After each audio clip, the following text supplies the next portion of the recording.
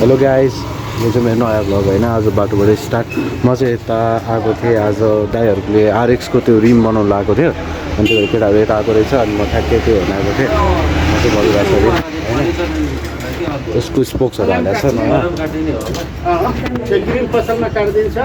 अनि स्पोक्सहरू चाहिँ त्यो आरएक्सको पछाडिको भाँचा रहेछ कि, फर्स्ट दिन ल्याएको, आज भर्खर लिएर आएको। आज भर्खर ल्याएको रहेछ, भाँचा रहेछ। अनि अहिले चाहिँ हामी यहाँ जिएन र स्कुटर लिएर आएको छौँ। अहिले बस म आरएक्स हन्ड्रेड देखाउँछु है त गाइस।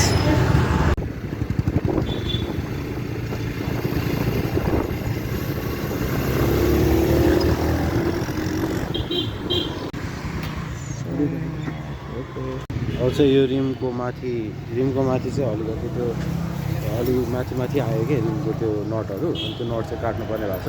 अनि त्यही काट्नको लागि आएको छौँ हामी। बाइकहरू चाहिँ यहाँ राखेको छौँ। अनि यहाँ चाहिँ बनाउनु आएको हो। अब हेरौँ के हुन्छ। बाइक चाहिँ यता यस्तो कन्डिसनमा छ अहिले होइन, टायर सायर निकालेको छ। अब चाहिँ रिमसिमको स्पोक्स भएपछि चाहिँ दामी हुन्छ। बाइक चाहिँ यही हो मैले भनेको वाला bike. As you can see the condition होइन। अहिले कुदाएर हेर्नुपर्छ है गाइस।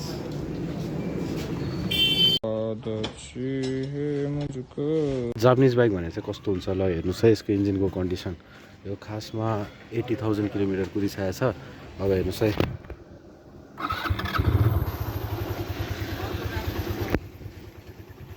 वान टाइप स्टार्ट छ है। आवाज पनि स्मुथ छ यसको, एकदम कन्डिसनमा छ क्या यो बाइक चाहिँ।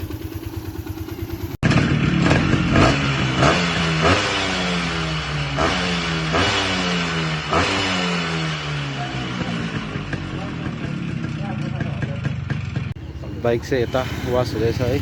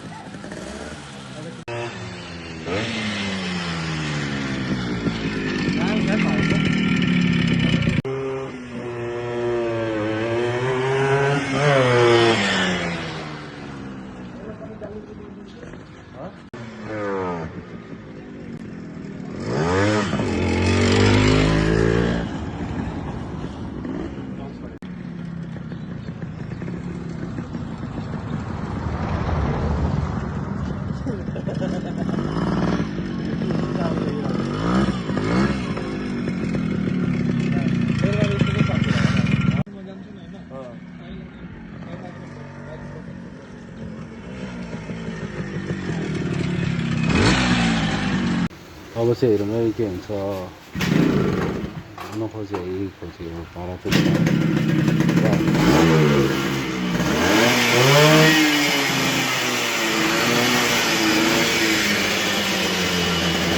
अहिले चाहिँ 5 परिसक्यो। आवाज चाहिँ पान चाहिँ खतरा पऱ्यो है। अब आरएक्स चाहिँ ओभर कुदाएर लिएर आयो अहिले भर्खर।